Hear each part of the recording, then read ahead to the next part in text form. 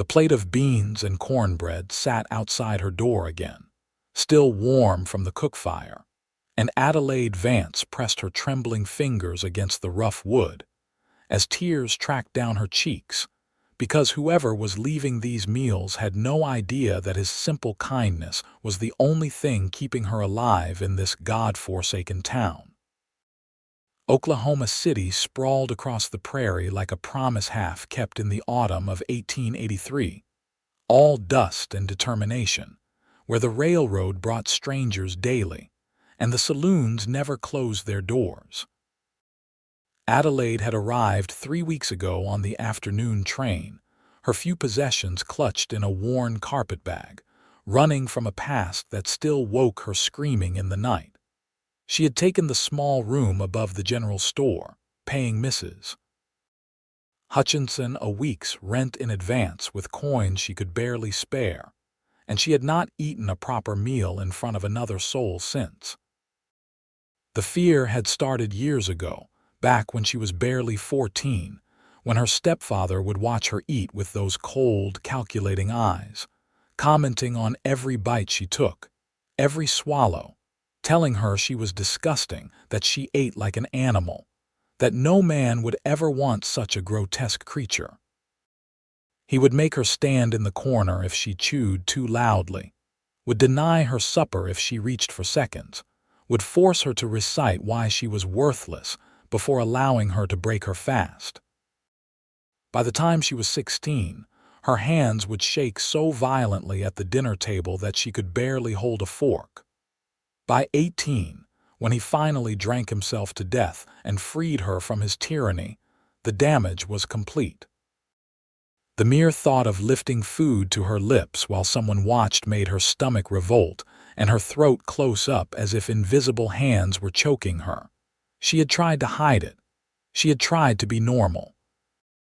But working at the boarding house in Missouri had been a nightmare of excuses and lies, sneaking bites in the pantry, pretending she had already eaten, growing thinner and weaker until Mrs. Patterson had finally let her go, concerned but unwilling to keep a girl who refused to sit at the communal table. Adelaide had drifted west after that, taking the inheritance her mother had left her, all of $63, and buying a train ticket to somewhere no one knew her name. Oklahoma City was supposed to be her fresh start.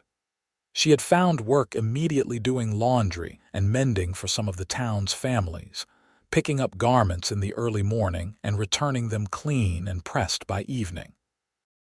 The work was solitary, done in her small room with its single window overlooking the main street, and she could almost pretend she was like everyone else.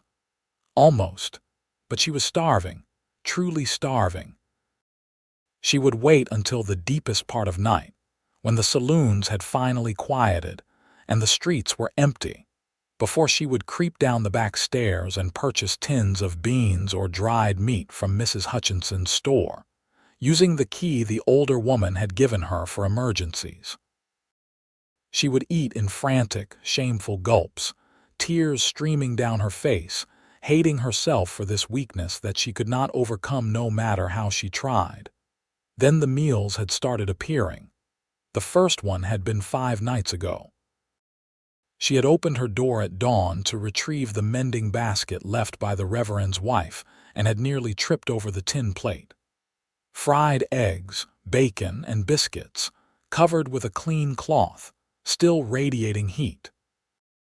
She had looked up and down the empty hallway, her heart hammering against her ribs, but there was no one. She had taken the plate inside with shaking hands, stared at it for nearly an hour, and then, in the privacy of her locked room, she had eaten every bite and wept like a child. The next night there had been stew, thick with beef and potatoes. The night after that, chicken and dumplings. Then ham and beans. Then roast pork with gravy and bread. Every morning she would find the empty plate gone, and every evening a new meal would appear, always warm, always generous, always anonymous. Adelaide had tried to stay awake to catch her mysterious benefactor, but exhaustion always claimed her before she heard footsteps in the hall. She had asked Mrs. Hutchinson if she had seen anyone, but the older woman had only shaken her head with a knowing smile that Adelaide could not interpret. She had tried leaving a note of thanks with the empty plate, but it had remained unacknowledged, and the meals continued to appear with clockwork regularity. Tonight the beans and cornbread seemed to glow in the lamplight as she carried the plate inside and set it on her small table. She had finished pressing Judge Morrison's shirts and had delivered them just before sunset, earning herself another $1 that she tucked carefully into the tin under her mattress. Her hands were raw from the harsh soap and her back ached from hunching over the ironing board, but the sight of the food made something warm unfurl in her chest. She ate slowly, savoring every bite, the silence of her room a blessing rather than a curse. Whoever was doing this understood somehow. They never knocked, never waited for thanks, never demanded to see her eat. They simply left the food and disappeared like a guardian angel she had never thought to pray for. When she finished, she wiped the plate clean with the last bit of cornbread and set it outside her door as always, whispering her thanks to the empty hallway. What Adelaide did not know was that 3 floors below, in the small room he rented behind the livery stable, Holt Thatcher was lying awake on his narrow cot, thinking about the thin girl with the haunted eyes who never came to the boarding house for meals, who never attended the town socials, who moved through Oklahoma City like a ghost afraid of being seen. Holt had noticed her the first day she arrived.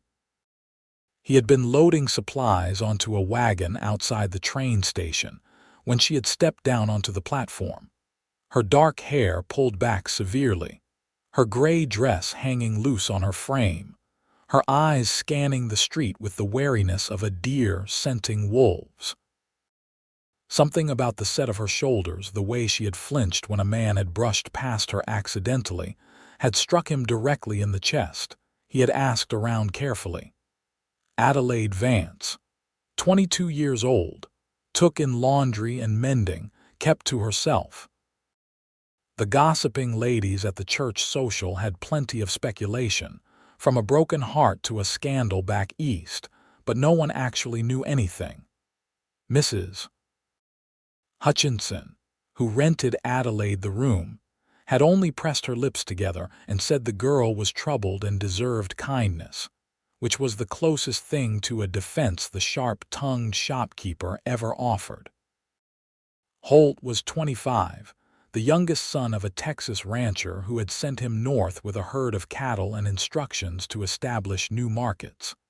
He had good hands with horses, a solid reputation for honest dealing, and a quiet nature that most folks mistook for simplicity. He was not simple.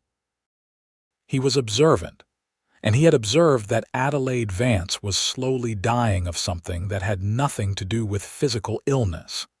He had seen her late one night, nearly 2 weeks after her arrival, slipping into the general store through the back entrance long after it had closed.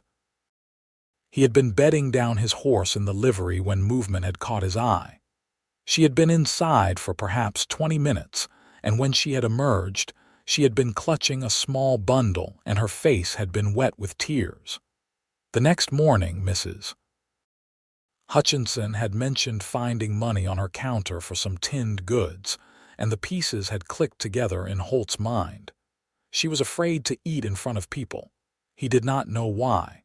He did not need to know why. He only knew that he could help. The boarding house where he took his meals served generous portions, and Mrs. Mac Reddy had no objections when he started asking for his supper wrap to take away, claiming he preferred to eat before turning in at the livery. It had been easy to slip up the back stairs of the general store each evening, guided by Mrs. Hutchinson's conspiratorial silence. The older woman had figured out what he was doing by the second night and had simply nodded her approval, making sure Adelaide's door was the fourth on the left and that Holt's footsteps would not creak on the loose board near the stairs. He did not want thanks. He did not want acknowledgement. He wanted Adelaide Vance to eat, to survive, to maybe start healing from whatever had wounded her so deeply. And if his heart had started beating a little faster every time he saw her walking to make her deliveries, her arms full of clean laundry, her profile delicate against the prairie sky, well, that was his own concern. October came with cooler winds and the promise of an early winter. Adelaide had been in Oklahoma City for 6 weeks, and the nightly meals had not missed a single evening. She had gained a little weight, enough that her dresses no longer hung quite so loose, and Mrs. Hutchinson had commented approvingly on the color returning to her cheeks. The work kept coming steadily, and Adelaide had begun to feel the smallest stirring of something that might have been hope.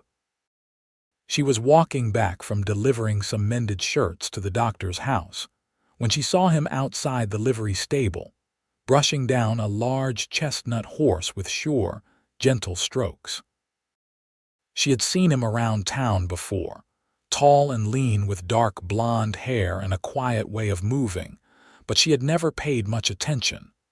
Men were to be avoided, their gazes to be evaded, their presence to be endured only when absolutely necessary. But something made her pause this time. Perhaps it was the way he murmured to the horse, low and soothing. Perhaps it was the care in his movements, the obvious affection between man and animal. Perhaps it was simply that she had felt safer these past weeks, her belly full, her sleep less troubled, and safety made room for curiosity. He looked up as if feeling her gaze, and their eyes met across the dusty street. Adelaide's first instinct was to look away, to hurry past, to retreat to the safety of her room. But something in his expression stopped her. There was no judgment there, no calculation, none of the coldness she had learned to fear. Just a quiet acknowledgement, a small nod of greeting, and then he returned his attention to the horse as if he had not just set her heart racing for reasons she could not name. She walked on, but the image of his face stayed with her all evening. Strong features, weathered by sun and wind but young still. Kind eyes, she thought. He had kind eyes. That night's meal was beef stew with vegetables and fresh bread, and as Adelaide ate, she found herself wondering about her mysterious benefactor for the 100th time. It had to be someone who knew Mrs. Hutchinson, someone who had noticed her, someone who cared enough to take the trouble night after night. She had considered various candidates. The Reverend, who was always preaching charity, the doctor, who had a healer's nature, even Judge Morrison, who had a kind word for everyone despite his stern demeanor. It never occurred to her to think of the quiet cowboy at the livery stable. The following Sunday, Mrs. Hutchinson invited Adelaide to walk with her to church services. Adelaide rarely attended, uncomfortable with the crowds and the inevitable social hour afterward where everyone stood around eating pie and making conversation. But Mrs. Hutchinson had been unfailingly kind, never pressing Adelaide about her peculiarities, and refusal seemed churlish. The service was mercifully short, Reverend Fuller preaching about compassion and good works, and Adelaide found herself relaxing in the familiar rhythm of hymns and scripture. She was preparing to slip out before the social hour when Mrs. Hutchinson's hand closed gently on her arm. "Stay just a moment," the older woman said quietly. "There's someone I'd like you to meet." Before Adelaide could protest, Mrs. Hutchinson was guiding her through the dispersing congregation toward the back of the small church. And there, standing alone near the door with his hat in his hands, was the cowboy from the livery stable. "Adelaide Vance," Mrs. Hutchinson said with obvious satisfaction. "This is Holt Thatcher. He works with the cattle operations and helps with the horses at the livery. Holt, this is Miss Vance, who I've been telling you about." Adelaide's throat closed up immediately, her hands clenching in her skirts, her mind screaming at her to run. But Holt simply nodded, that same quiet acknowledgement she had seen before, and his voice when he spoke was low and careful, as if he were gentling a spooked mare. "Miss Vance, it's a pleasure to meet you properly. Mr. Thatcher," she managed, her voice barely above a whisper. "Holt has been looking for someone to mend some of his shirts," Mrs. Hutchinson continued, her tone deliberately casual. "I told him you do excellent work." Adelaide's eyes darted to the older woman's face, searching for some hidden meaning, but Mrs. Hutchinson's expression was blandly innocent.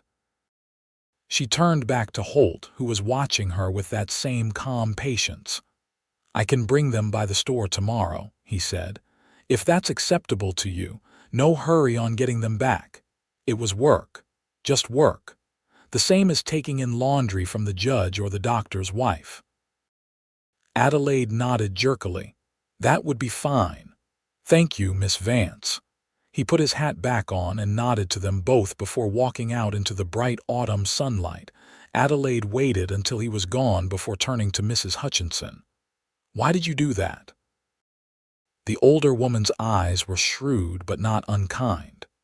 "Because Holt Thatcher is a good man, and you need more good men in your life to teach you that not all of them are bad. And because I'm an interfering old busybody who can't help herself."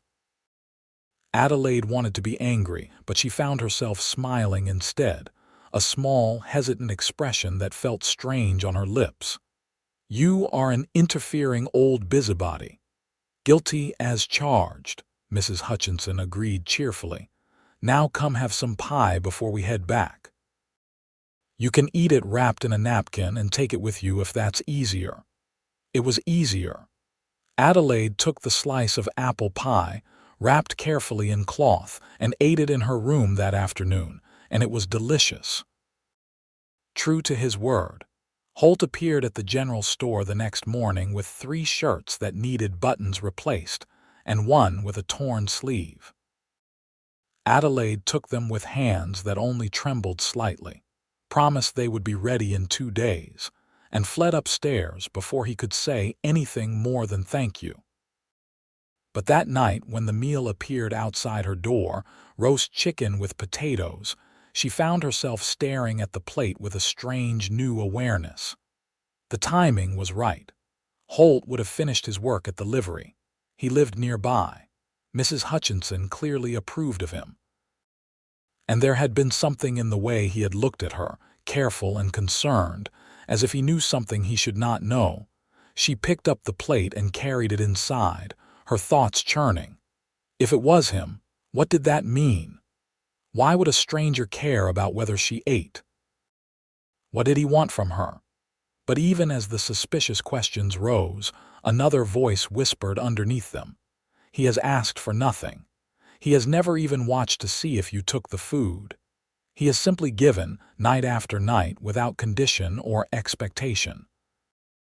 Adelaide set the plate down and stared at the chicken until her vision blurred. No one had ever been kind to her without wanting something in return. Her stepfather had wanted control. The families she had worked for had wanted labor. Even her own mother, before she died, had wanted Adelaide to be smaller, quieter, less trouble, as if by shrinking herself small enough she might escape her stepfather's notice. But these meals asked nothing of her except that she survive. She ate the chicken slowly, and when she was finished, she did something she had never done before. She took out a piece of paper and her stubby pencil and wrote a single sentence: "Thank you for your kindness." Then she folded it carefully and placed it on the empty plate before setting it outside her door. The next morning, the plate was gone, and there was no response. But that evening's meal came with a small bunch of wildflowers tied with string laid across the top of the covered dish, and Adelaide held them to her chest and cried until she had no tears left. She finished Holt's shirts that afternoon, taking extra care with the stitching, making sure each button was secure, and the torn sleeve was mended so carefully that the repair was nearly invisible. When he came to collect them the following morning, she had them wrapped in brown paper, and she pushed the package across Mrs. Hutchinson's counter without meeting his eyes. "How much do I owe you?" he asked. 50 cents, she said to the counter. He laid down a silver dollar. "Keep the change." "The work is excellent. That's too much. It's worth it." His voice was still that same low, gentle tone, as if they were the only two people in the world. "Miss Vance, I wonder if you might walk with me sometime, just around town, in broad daylight with plenty of people around. Nothing that would cause talk or make you uncomfortable."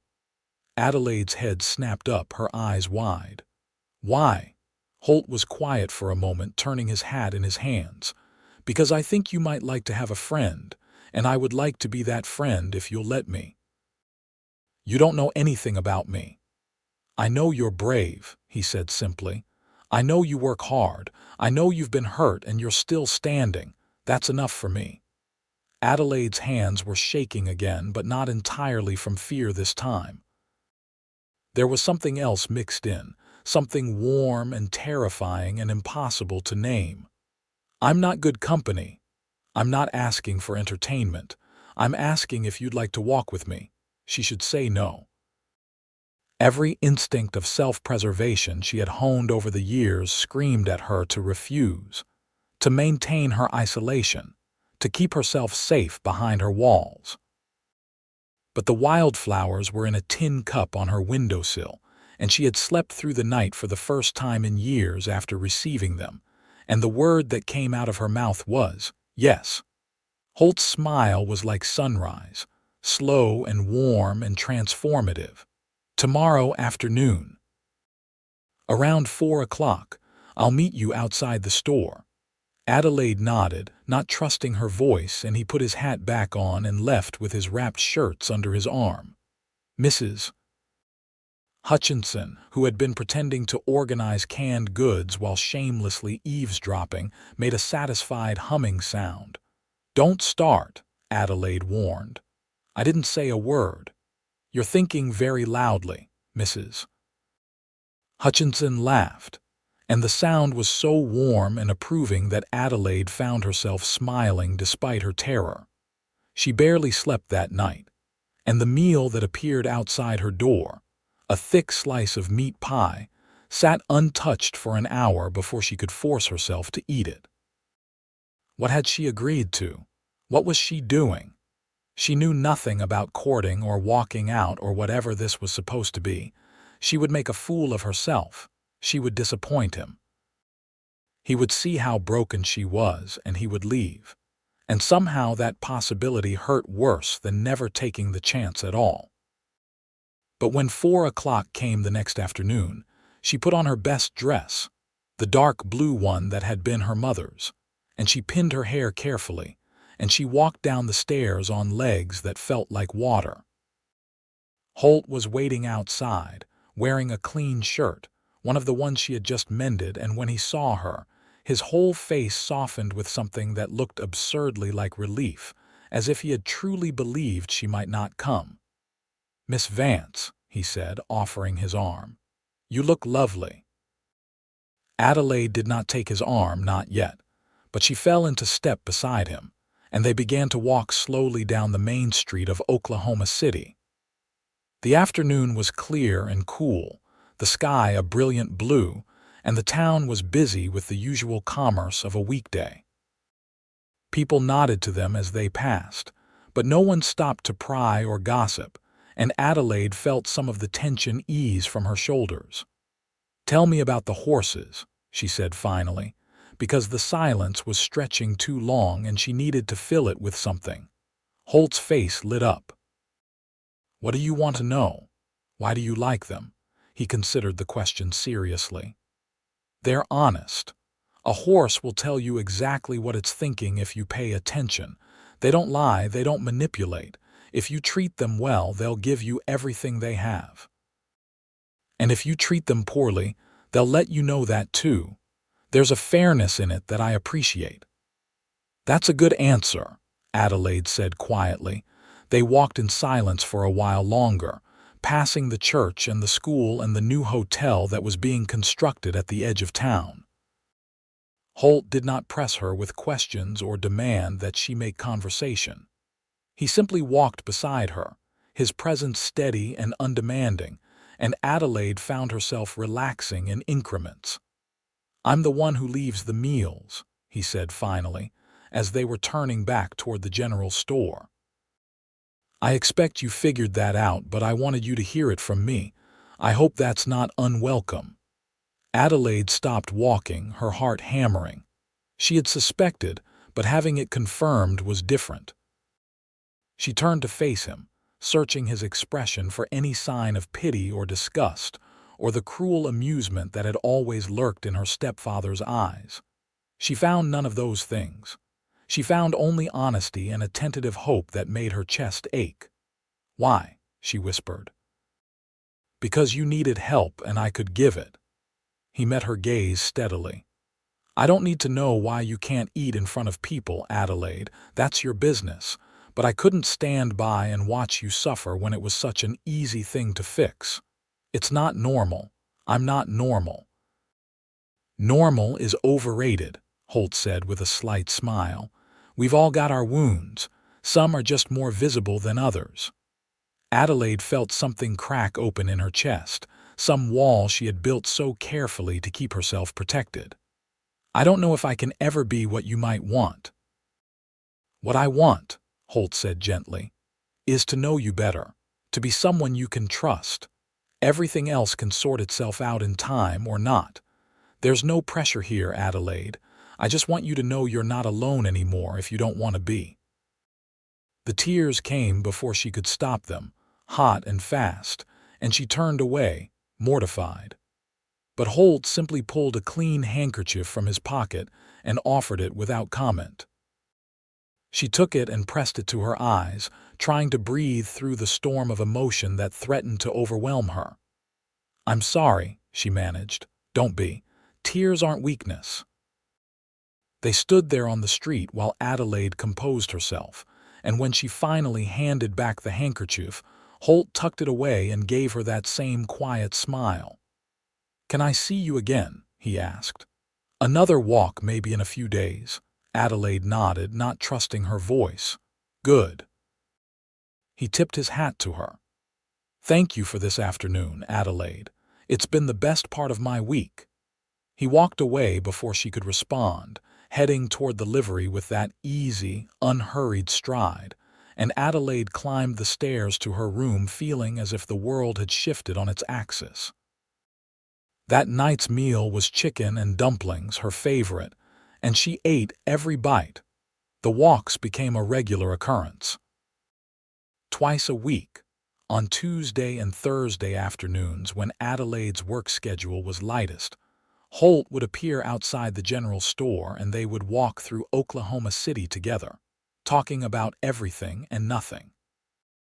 He told her about growing up on his family's ranch in Texas, about his older brothers who had inherited the land while he had struck out to make his own way.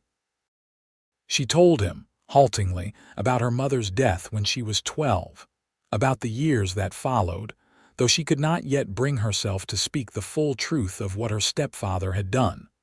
Holt never pushed. He listened when she spoke and filled the silences when she could not, and gradually Adelaide began to feel something she had thought lost forever. Peace. November brought the first frost, and with it came a problem Adelaide had not anticipated.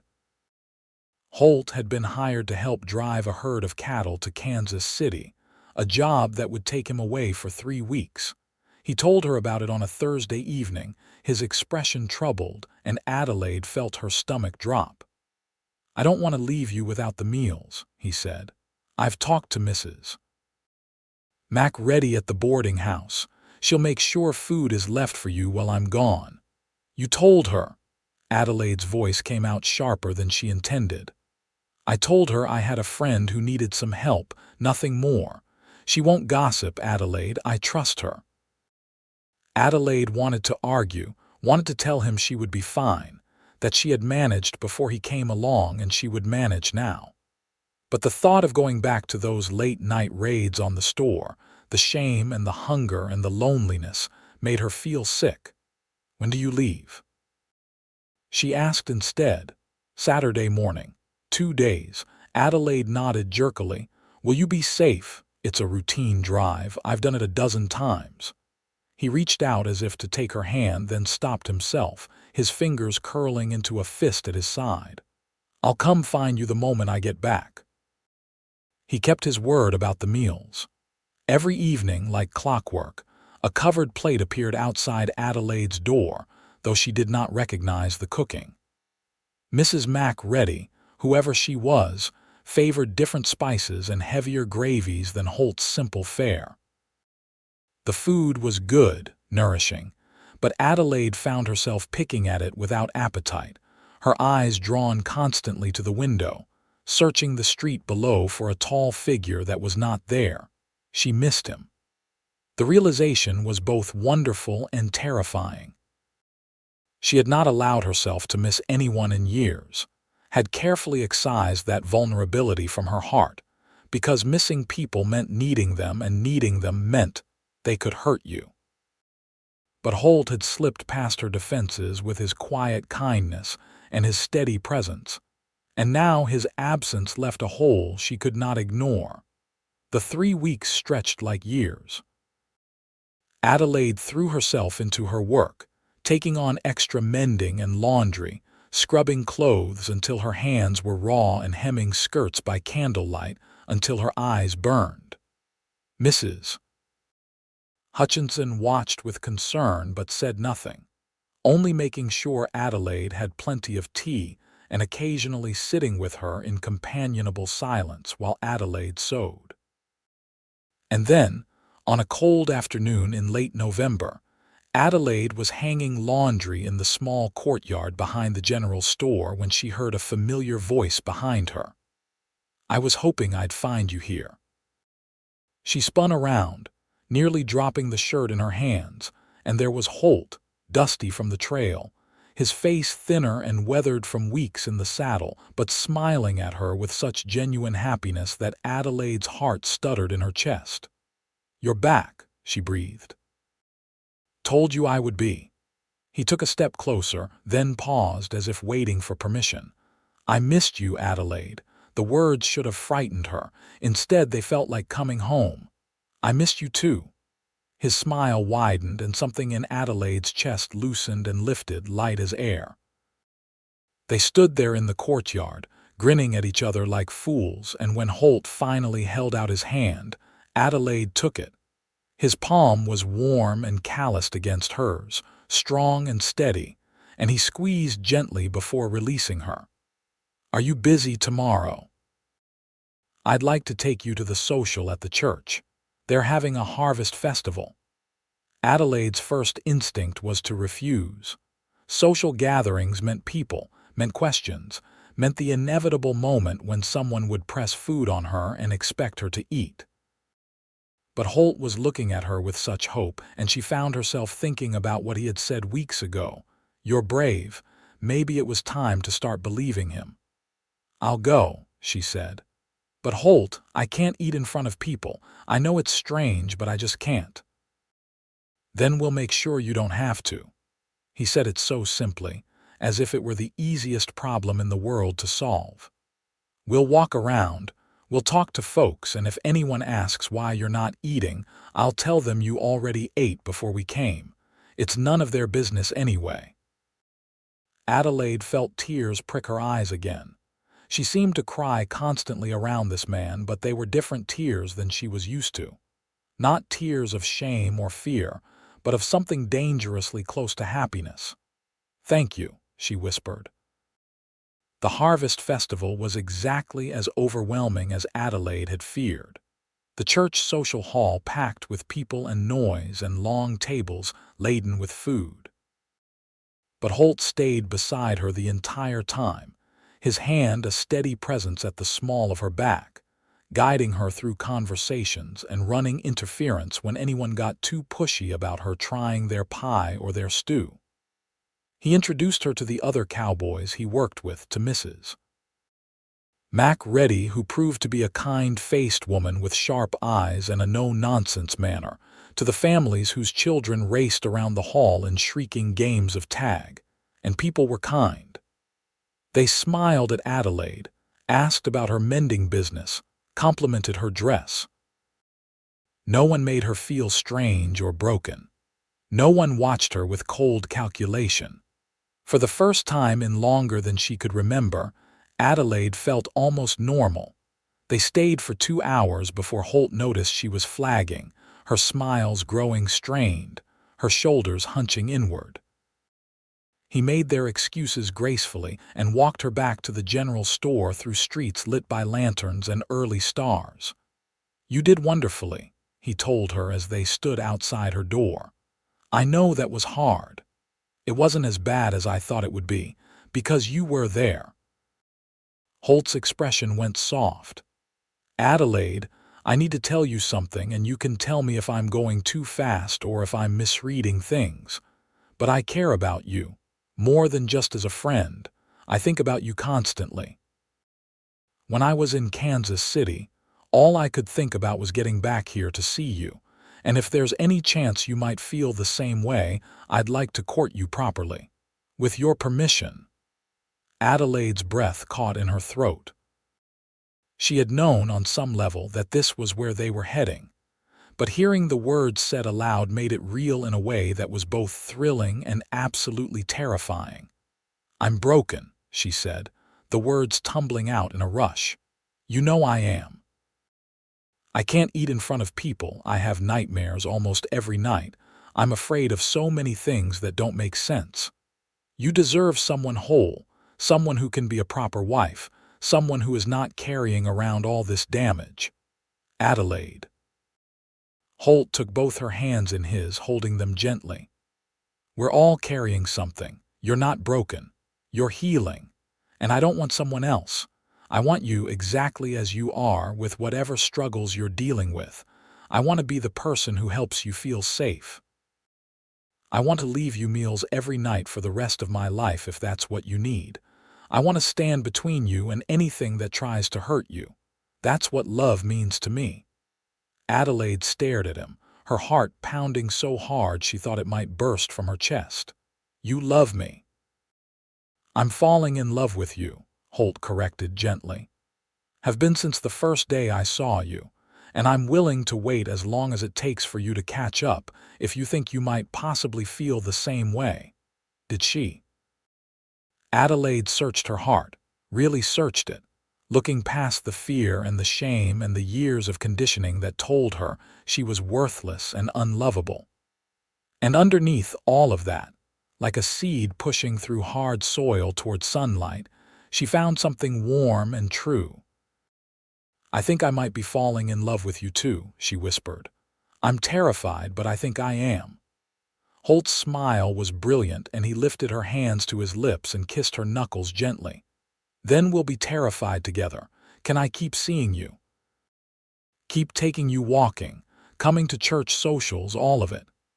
"Yes," Adelaide said, and the word felt like a promise, like a beginning, like the first page of a story she had never imagined she would get to write. Winter settled over Oklahoma City with a vengeance, bringing snow and ice and bitter winds that howled across the prairie. Adelaide's mending business slowed as people stayed indoors, but Holt made sure she never wanted for anything. He brought her firewood for her small stove, extra blankets from the boarding house, and of course, the nightly meals that had become as essential as breathing. They saw each other almost every day now, whatever the weather. Sometimes Holt would come sit in Adelaide's room while she worked, reading aloud from the newspaper or just keeping her company in comfortable silence.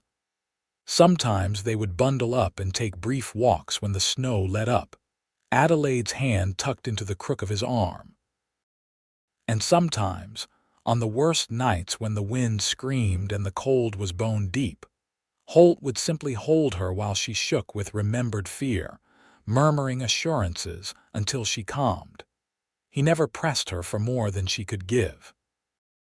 He never demanded to know all the details of her past, though she had begun telling him pieces, haltingly, on the nights when the nightmares were worst. He never made her feel ashamed of her limitations. He simply loved her, steadily and patiently, until Adelaide began to believe that maybe, impossibly, she was worthy of being loved. Christmas came, and Holt gave her a beautiful shawl he had commissioned from a weaver in town, soft wool and deep blue that matched her best dress. Adelaide gave him a new shirt she had sewn herself, with careful stitching and buttons she had saved up to buy, made from cloth that brought out the green in his eyes. They exchanged gifts in Adelaide's room with Mrs.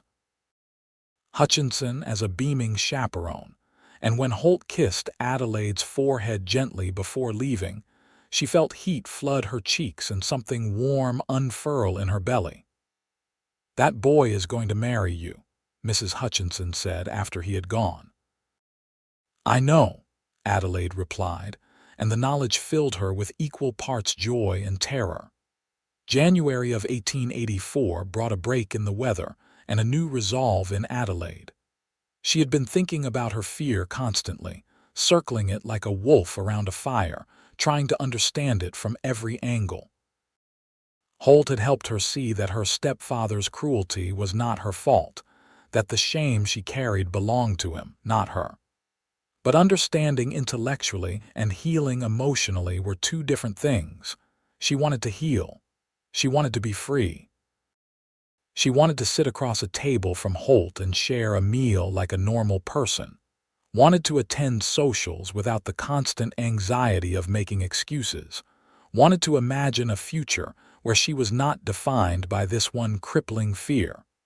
But she did not know how. "I want to try something," she told Holt one afternoon as they sat in her room, winter sunlight streaming through the window. "I want to try eating in front of you." Holt looked up from the tack he had been mending, his expression carefully neutral. "Are you sure?" "No," Adelaide admitted. "But I think I need to try, with you, because I trust you." His face softened. "We can try, but Adelaide, there's no pressure. If you can't do it, that's okay. I meant what I said. I'm happy to keep doing things exactly as we have been. I know, but I want to try." They planned it for the following evening. Holt brought the meal as usual, pot roast with vegetables, but this time instead of leaving it outside the door, he carried it inside. Adelaide had set her small table with 2 plates and 2 forks, and her hands were already trembling as Holt dished out the food. He sat down across from her, his expression open and encouraging. "Whenever you're ready, or if you decide you're not ready, that's fine too." Adelaide stared at the food on her plate, her throat already closing up. She could feel her stepfather's eyes on her, hear his voice in her head cataloging all the ways she was disgusting, wrong, unworthy. Her hands shook so hard the fork clattered against the plate. "Tell me what you're feeling," Holt said quietly, "like I'm going to be sick, like I'm doing something shameful, like you're going to see how disgusting I am and you're going to leave." The words came out in a rush. "Adelaide, look at me." She forced her eyes up to meet his. "You are not disgusting. You have never been disgusting. Eating is a normal human function. Everyone does it, and I'm not going anywhere. But what if you see me and you think I'm revolting? I have watched horses eat, Adelaide. I have watched cattle chew their cud. I have watched my brothers shovel food into their mouths like they were in a race. Do you honestly think watching you take a bite of pot roast is going to horrify me?" Despite herself, Adelaide felt a small, strangled laugh escape. "When you put it that way." "Try one bite," Holt encouraged. "Just one. And if you can't, we'll put it away and try again another time. No judgment either way."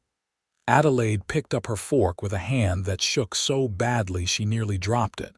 She speared a small piece of carrot and lifted it slowly to her mouth. Her throat was trying to close, her stomach roiling, but she forced the food past her lips and chewed mechanically. Holt was watching her, but there was no disgust in his expression, no cold calculation. He looked proud. "That's good, Adelaide, that's really good." She swallowed with difficulty. The food sat in her stomach like a rock, and she was sweating despite the cool temperature in the room. But she had done it. She had eaten in front of another person for the first time in 8 years. "I can't do any more," she whispered. "That's okay. You did great." Holt stood and covered her plate, setting it aside, then came around the table and pulled her into his arms. Adelaide buried her face in his chest and shook, and he held her until the trembling subsided. They tried again 2 nights later. This time, Adelaide managed 3 bites before the panic became too much. A week after that, she ate half her portion, tears streaming down her face the entire time but determined to push through. Holt was endlessly patient, never showing frustration or disappointment, celebrating each small victory and reassuring her through every setback. And slowly, painfully, Adelaide began to heal. By February, she could eat an entire meal in front of Holt without crying, though her hands still shook, and she had to stop frequently to breathe through the anxiety. By March, she had attended a small dinner at Mrs. Hutchinson's house with Holt and 2 other couples, and while she had not managed to eat in front of everyone, she had sat at the table without fleeing in a panic. Progress, Adelaide told herself. Progress was progress, no matter how slow. Spring came to Oklahoma City in a riot of wildflowers and warm breezes, and with it came a question Adelaide had been expecting and dreading in equal measure. "Marry me," Holt said. They were sitting on a blanket by the creek that ran just outside of town, watching the sun set in brilliant streaks of orange and gold. Adelaide had been leaning against his shoulder, comfortable and content, and his words sent her heart racing. "Holt, I love you, Adelaide. I want to spend my life with you. I want to build a home with you, have children with you if that's something you want, grow old with you. I know you're still healing and that's okay. We'll work through it together. But I don't want to wait any longer to make you my wife." Adelaide sat up, turning to face him. His eyes were serious, but there was a vulnerability there that made her chest ache. "What if I can't be the wife you deserve? What if I can't host dinners or attend socials or do all the things a wife is supposed to do? Then we'll do things differently. We'll have people over one at a time until you're comfortable with more. We'll attend socials for an hour instead of all evening. We'll build a life that works for both of us, not one that fits some arbitrary standard of what we're supposed to be." He took her hands in his. "I'm not asking you to be perfect, Adelaide. I'm asking you to be mine." Adelaide felt the tears come again, but they were good tears, joyful tears. "I'm still afraid, I know. But will you marry me anyway?"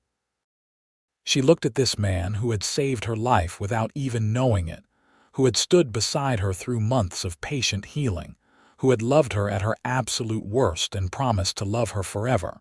And she knew there was only one answer she could give. "Yes," she whispered. "Yes, I'll marry you." Holt's whoop of joy startled birds from the nearby trees, and he pulled her into his arms and kissed her properly for the first time. And Adelaide kissed him back with all the love and hope and terrified joy she had been carrying in her heart. They were married in June of 1884 in the small church in Oklahoma City, with Mrs. Hutchinson standing up as Adelaide's witness and Holt's foreman standing up as his. Adelaide wore a new dress of pale yellow that Mrs. Hutchinson had helped her sew, and she carried a bouquet of wildflowers that Holt had picked himself that morning.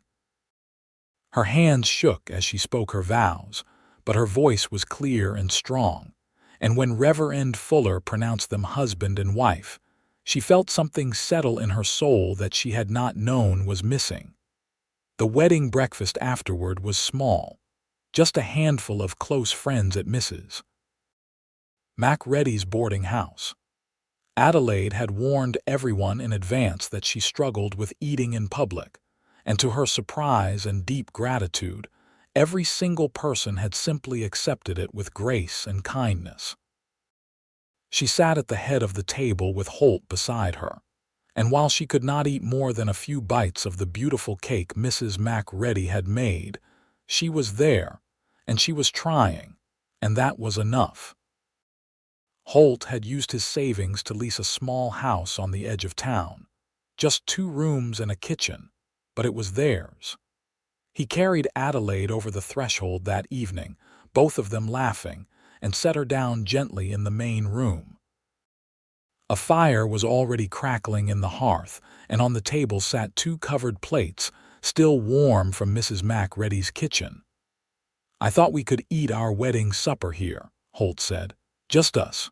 No pressure, no expectations. Just husband and wife sharing a meal." Adelaide looked at the plates, at her husband's hopeful face, at the home they would build together in this small house. And she nodded. They sat down together, and Adelaide uncovered her plate to find roast chicken and potatoes, simple and perfect. She picked up her fork and took a bite, and then another, and Holt smiled at her like she had just given him the world. The first year of marriage had its challenges. Adelaide still had nightmares sometimes, waking in a panic until Holt's arms around her reminded her where she was. She still could not eat in front of large groups, though she had managed to attend several small gatherings without too much anxiety. She still carried shame and fear that rose up at unexpected moments, threatening to pull her under, but she was healing. Slowly, steadily, she was healing. Holt proved to be everything she had hoped and more. He was patient with her struggles, celebrated her victories, and loved her with a constancy that still took her breath away. He had taken a position managing the livery stable, which provided steady income and kept him in town rather than on long cattle drives. He brought her flowers for no reason, read to her in the evenings, and still, every single night, made sure there was a meal waiting for her if she needed it. And Adelaide, for her part, loved him with a fierceness that surprised her. She mended his clothes with extra care, kept their small house spotless, and learned to cook his favorite meals, even if she could not always eat them with him. She sat with him in the evenings while he worked on tack or read the newspaper, content in companionable silence. She learned the feel of his body next to hers in their bed, the rhythm of his breathing, the way he murmured her name in his sleep. By their first anniversary, Adelaide could eat in front of Holt without any anxiety at all. It had become so natural, so normal, that she sometimes forgot there had ever been a time when it was impossible. They celebrated by having dinner at the hotel restaurant, Adelaide's idea, and while her hands had shaken slightly as she lifted her fork with other diners nearby, she had managed the entire meal without panic. Holt had been so proud he had nearly burst, and later that night, in the privacy of their bedroom, he had shown her exactly how much her bravery meant to him. Fall came again to Oklahoma City, and with it came news that filled Adelaide with equal parts joy and terror. She was pregnant. "How do you feel about that?" Holt asked, his hand gentle on her still flat belly. "Scared," Adelaide admitted, "but happy. Is that normal?" "I think being scared and happy at the same time is just about the most normal thing in the world when you're about to become a parent." He kissed her forehead. "We're going to be fine, Adelaide, better than fine.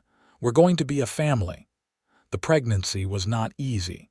Adelaide was sick frequently in the first months, which complicated her already difficult relationship with food. But Holt was there, holding her hair back when she was ill, bringing her dry toast and weak tea, reassuring her that this was temporary and she was doing wonderfully. Mrs. Hutchinson and Mrs. Macready took turns checking on her, bringing advice and hand-me-down baby clothes and stories of their own pregnancies. And Adelaide, who had spent so much of her life alone, found herself surrounded by community and care. Their son was born in May of 1886, a perfect, squalling baby with Holt's eyes and Adelaide's dark hair. They named him Henry, after Holt's father, and Tobias as a middle name. Adelaide fell in love the moment the midwife placed him in her arms, this tiny, impossible miracle that she and Holt had created together. "He's perfect," Holt breathed, his finger gently stroking their son's cheek. "You're perfect. Thank you, Adelaide. Thank you for this." Nursing the baby proved challenging at first, Adelaide's old fears rising up around being watched while feeding. But Holt was patient and understanding, giving her privacy when she needed it and reassurance when she did not. And gradually, as with everything else, it became easier. By the time Henry was 2 months old, Adelaide could feed him anywhere in the house without anxiety, focused entirely on her son's needs rather than her own fears. Motherhood transformed her in ways she had not expected. She was still healing, still working through the damage of her past, but Henry gave her a purpose beyond her own recovery. She wanted to be whole for him. She wanted to model strength and courage, wanted him to grow up seeing his mother as capable and brave rather than broken and afraid. And so she pushed herself harder. She attended church socials with Henry in her arms, chatting with other mothers about teething and sleep schedules. She hosted small gatherings in their home, serving tea and cake even if she could not always eat with her guests. She took Henry to visit neighbors, building relationships and community in a way she had never imagined possible. Holt watched her blossom with pride and love so tangible Adelaide could feel it wrapping around her like a blanket. "You're amazing," he told her one evening as they sat together watching Henry sleep in his cradle. "Do you know that? You're the strongest person I've ever met." "I'm not strong," Adelaide protested. "I'm still so afraid so often." "Being brave doesn't mean not being afraid. It means doing things even when you are afraid, and you do that every single day." He pulled her close, kissing the top of her head. "I'm so proud to be your husband." By the time Henry was a year old, Adelaide could eat in front of small groups without significant anxiety. She still could not manage large gatherings or formal dinners, but she had attended a picnic with a dozen other families and managed to eat a sandwich without panic, and that victory had felt monumental. "I'm proud of you too," she told Holt that evening, "for never giving up on me, for loving me when I was at my worst, for seeing something in me worth saving when I couldn't see it myself. Adelaide, you saved yourself. I just left you some meals." His eyes were tender. "Everything else, all the healing and the growth and the courage, that was all you." Life settled into a comfortable rhythm. Holt's work at the livery stable went well, and he was able to buy the business outright when the previous owner retired. Adelaide continued taking in mending, working while Henry napped, building a tidy little income of her own. They were not rich, but they were comfortable, and more importantly, they were happy. When Henry was 3, Adelaide found herself pregnant again. This time the pregnancy was easier, her body knowing what to expect, though she was more tired chasing after an active toddler while growing another baby. Their daughter was born in the spring of 1889, a tiny, delicate thing with Holt's blonde hair and Adelaide's gray eyes. They named her Marie, after Adelaide's mother, and watched Henry take to being a big brother with unexpected gentleness. Their small house was bursting at the seams with 2 children, so Holt built an addition, adding 2 bedrooms and expanding the kitchen. Adelaide helped with the design, and for the first time in her life, she felt like she was truly building something permanent, something that would last. By their 10th anniversary, Adelaide could eat in front of almost anyone without panic.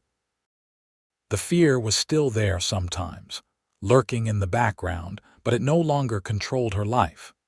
She hosted dinner parties, attended church socials, and even helped with the town's annual harvest festival, serving food to dozens of people without once feeling the need to flee.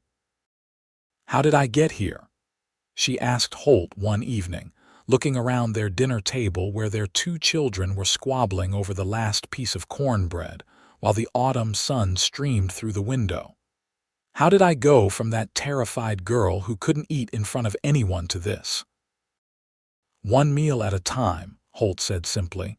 "One act of courage at a time, one choice to keep going when it would have been easier to give up." He reached across the table and took her hand. "You did this, Adelaide. You healed yourself." "We did it together," she corrected. "I never could have done it without you." Henry grew into a thoughtful, gentle boy who loved horses as much as his father. Marie was bright and spirited, fearless in ways that sometimes terrified Adelaide but also filled her with pride. They were good children, happy children, and Adelaide poured all the love and affection she had been denied as a child into raising them. When Henry was 10 and Marie was 7, Adelaide found herself standing in the kitchen of their house, preparing a large meal for the dinner party they were hosting that evening. Holt's business partners and their families were coming, nearly 20 people in total, and Adelaide was cooking for all of them. She was cooking, and she was going to eat with them, and she was not afraid. The realization made her stop, her hand stilling on the knife she was using to chop vegetables. She was not afraid. The thought of all those people in her home, watching her eat, would have sent her into a panic spiral 15 years ago. Now it was simply a dinner party, a normal part of life. Holt came up behind her, wrapping his arms around her waist and resting his chin on her shoulder. "What are you thinking about?" "How far I've come," Adelaide said quietly. "How different everything is." "Are you happy?" he asked, though his tone suggested he already knew the answer. Adelaide turned in his arms, looking up at the face she loved more than anything in the world except for their children. His hair was starting to gray at the temples, and there were lines around his eyes from years of smiling, and he was the most beautiful thing she had ever seen. "I'm so happy I could burst," she told him honestly. "I never thought I could have this. A home, a family, a life without fear. You gave me all of that." "We gave it to each other," Holt corrected, echoing her words from years before. He kissed her gently. "I love you, Adelaide Thatcher. I loved you when you were broken. I loved you while you healed, and I'll love you for whatever comes next."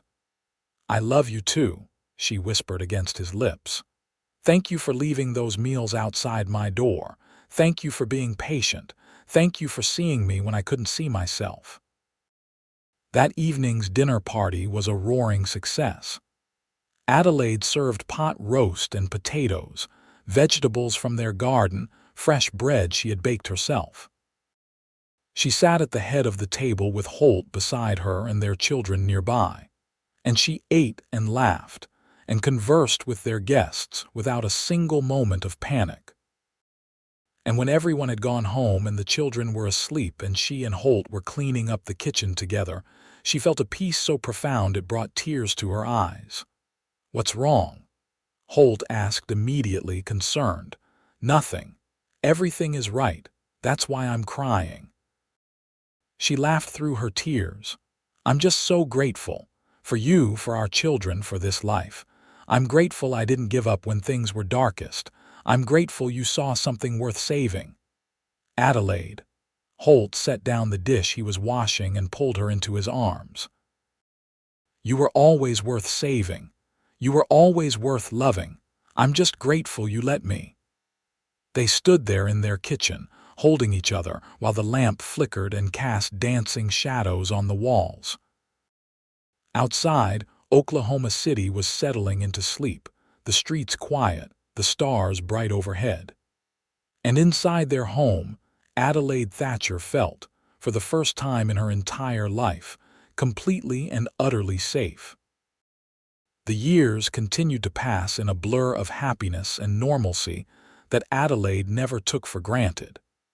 Henry grew tall and strong, inheriting his father's way with horses and his mother's quiet thoughtfulness. He took a job working with Holt at the livery when he was 16, learning the business from the ground up. Marie proved to have a talent for sewing and design, and Adelaide taught her everything she knew about mending and alterations, watching with pride as her daughter's skills quickly surpassed her own.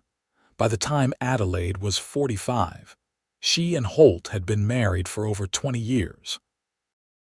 Their children were grown, Henry married to a sweet girl from town and Marie courting a young banker who treated her like a queen. The house that had once felt so full was suddenly too quiet, and Adelaide found herself missing the chaos of small children even as she enjoyed the peace. "We did good," Holt said one evening as they sat on their porch watching the sunset, his hand warm in hers. "Our children are happy and healthy and kind. That's about all you can ask for." "We did very good," Adelaide agreed. She leaned her head on his shoulder, comfortable and content. "Do you ever think about those early days, when I couldn't even eat in front of you, sometimes? Mostly I think about how brave you were, how hard you fought to heal." He squeezed her hand. "I'm proud of you, Adelaide. Every single day I'm proud of you." "I'm proud of us," she said. "For building this life together. For not giving up when things were hard. For loving each other through everything." They sat in comfortable silence as the sun painted the sky in shades of orange and gold, the same colors as that sunset years ago when Holt had asked her to marry him. Oklahoma City had grown over the years, railroad tracks crisscrossing the territory, more buildings sprouting up along the main street, electricity coming to some of the newer establishments. But their house remained the same, solid and welcoming, filled with memories and love. "What would you say," Holt asked suddenly, "if I told you I wanted to build a bigger house? Something with room for grandchildren to visit, a proper dining room, maybe a garden space for you." Adelaide lifted her head to look at him, surprised. "Are you serious? I've been thinking about it." "The livery is doing well. Henry basically runs it now anyway. I've got some money saved, and I want to build you something beautiful, Adelaide, something that's entirely yours, designed exactly how you want it." Tears pricked her eyes, even after all these years still prone to crying at unexpected kindness.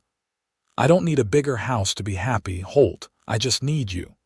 "I know, but I want to anyway. Let me do this for you. Let me build you a home where you can host as many dinner parties as you want, where our grandchildren can run around, where we can grow old together in comfort." His eyes were warm and sincere. "You've spent so much of your life making do with less. Let me give you more."